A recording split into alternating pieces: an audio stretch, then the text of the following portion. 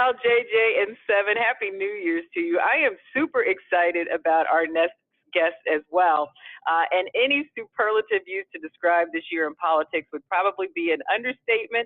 And as I said, my guest today is going to be the perfect person to speak on it. She's been in the forefront reporting and sometimes even making the news. I'm out front with the only Black female reporter covering the White House with an urban perspective, American Urban Radio Network's bureau chief, CNN political analyst, author, and as we like to call her, the queen of journalism, April Ryan.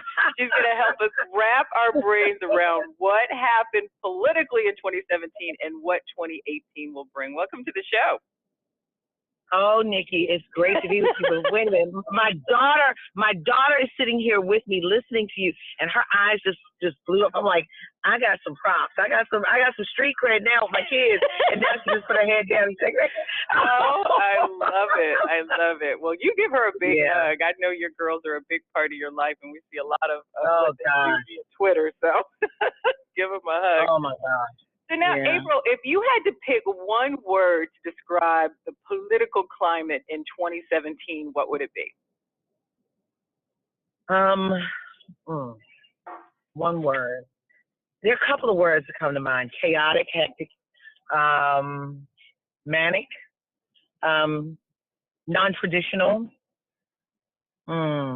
Those are a couple of words. Manic is an interesting word to use, but it's so true. Did you ever, I mean, it's like I sit back and I just look at how from the president on down, how things have unfolded this year. And I just honestly would never say that I expected to witness such a falling apart politically. Nikki, who would have? This is a time we've never seen a time like this, and it's the most interesting time ever. It's historic, and we cannot deny the history making part of it. And I just think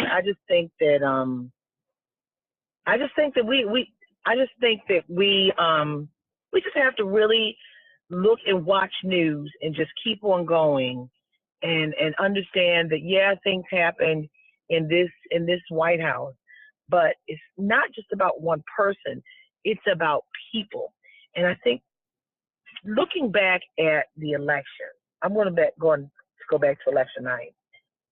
People thought that the world had come to an end. Some people did. Yeah. A large portion of the population did.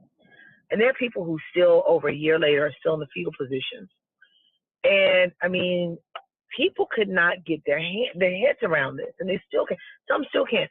But what people don't understand is, yes, this is the president of the United States, but it's we the people. They forget the we the people, in order to form a more perfect union, you need the people to have the union. So, and people forget that they matter. Kwesi Mfume was elected into office as the city council person in Baltimore by 3 votes. And let me say this, people matter. What we saw that night, people, oh my God, my life has come to an end. No, your life didn't come to an end. But what people forgot was to pick up the mantle and to do what used to be a piece of our history that people used to activate with, the blueprint of the civil rights movement. Right. And I'm not saying go out marching every day, but your voice, your actions. People think Twitter is going to do something. Oh, I'm sitting behind my computer screen at home and I'm writing. I said this, I did this, I made them feel this. They wrote a Twitter thing. So what? But when you show up in mass and march and say, I'm not going to take this, that's when they listen. And Nikki, the example. Yeah, we had election day, and then we had inauguration day, January 20th. I was there, trust me. The crowds were sparse, okay? I was there.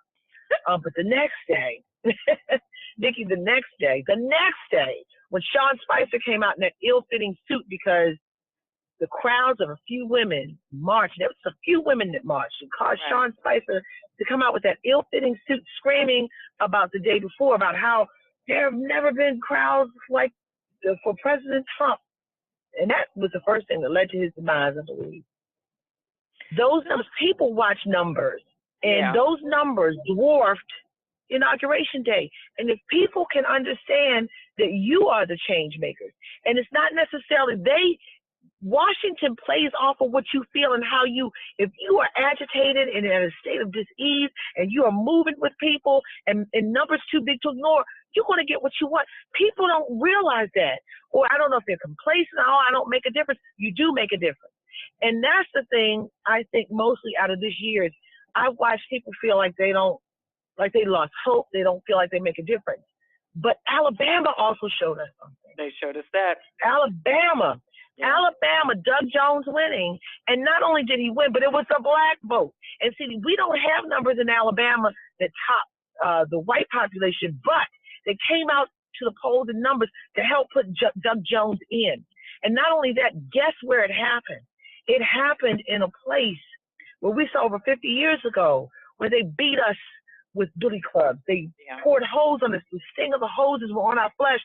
Dogs ripped into our skin because all for the right to vote on the Edmund Pettus Bridge in Selma, Alabama. So I see hope. I see hope. No, and I see hope too, and I was talking to my father about this the other day, because he's just always aghast at what could happen from day to day with this presidency. But I don't tell me firmly he's in a fetal position. Oh my goodness, he is. No, he's not in a fetal position, but it is funny because he's from day to day it's something different. But I really think that we had to go through the Obama presidency.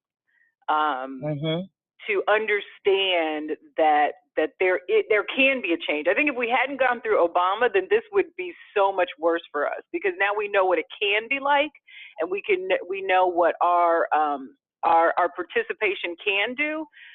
Do you think that we've lost that momentum?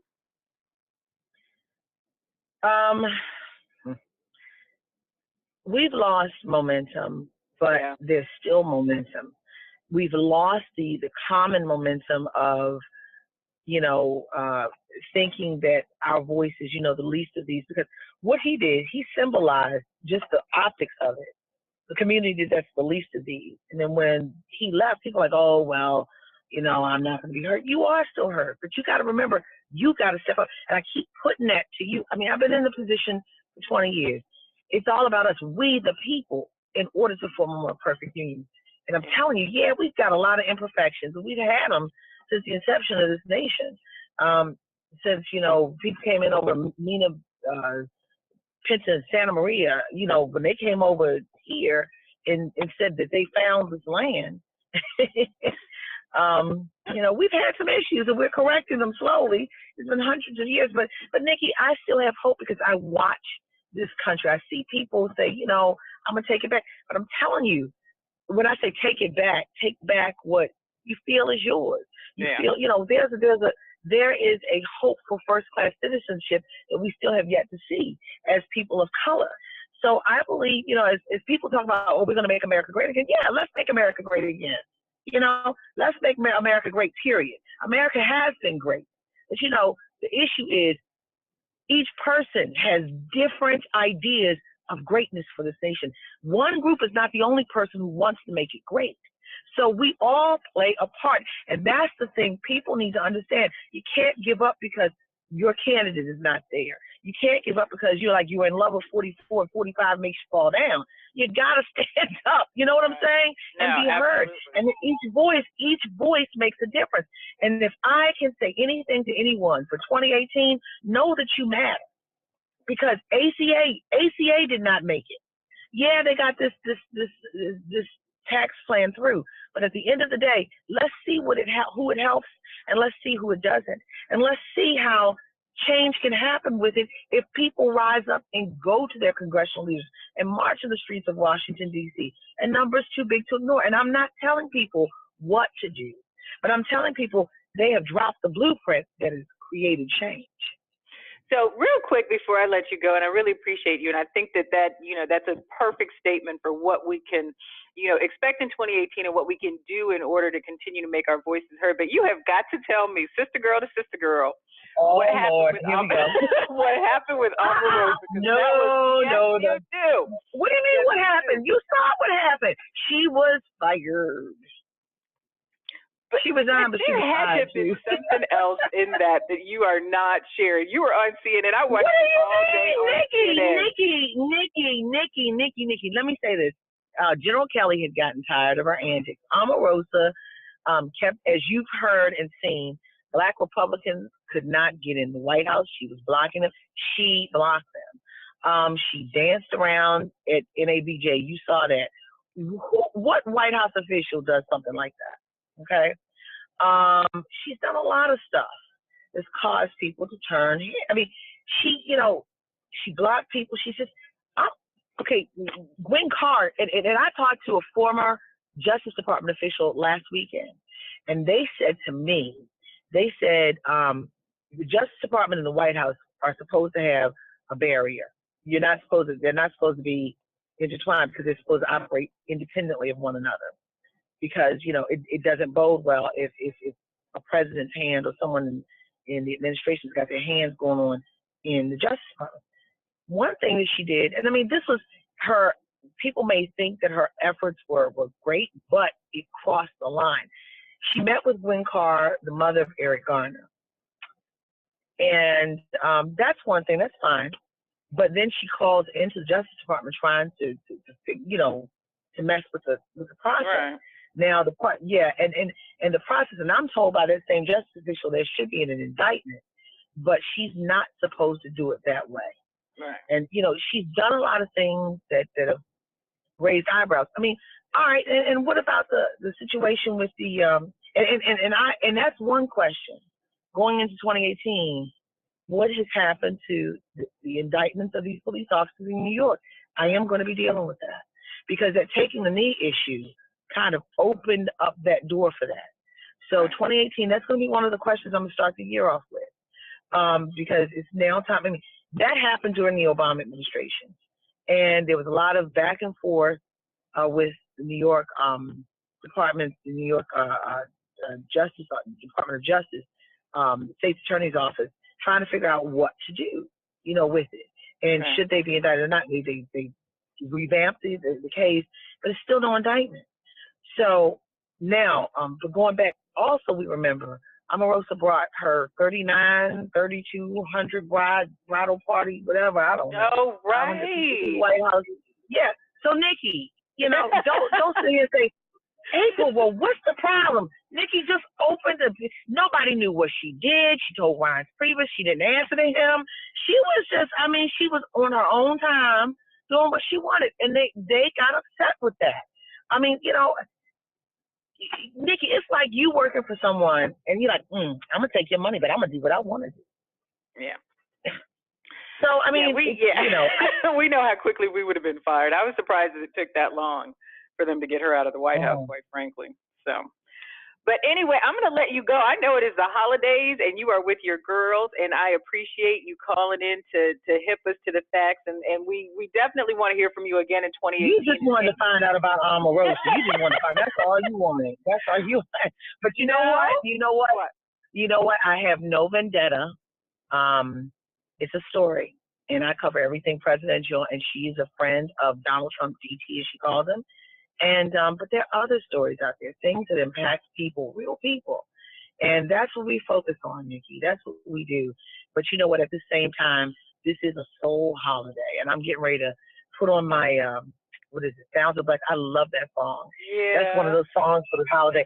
And my kids, I'm actually feeling. I think I got that little bug that everyone has, but I'm gonna let them put the Christmas tree up. We're kind of late with everything. We'll let them put the Christmas tree up.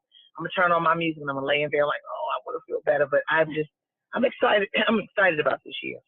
Well, I'm excited about 2018, and I can't wait to see how you take it up. Every year you take it up a notch, and we definitely want to check in with you and find out what's going on with the cops and you asking the question and the answer that you get. I'm going to.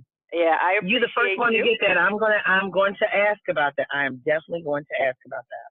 Well, we are behind you. We support you. You are our queen of journalism, and we bow down. April Ryan, thank you so much, and happy New Year to you.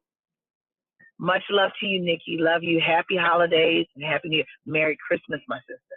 Yes, all of that. All right, guys. You guys have a happy New Year, too. And happy Kwanzaa. Don't forget that. Back to you, Al. Happy holidays.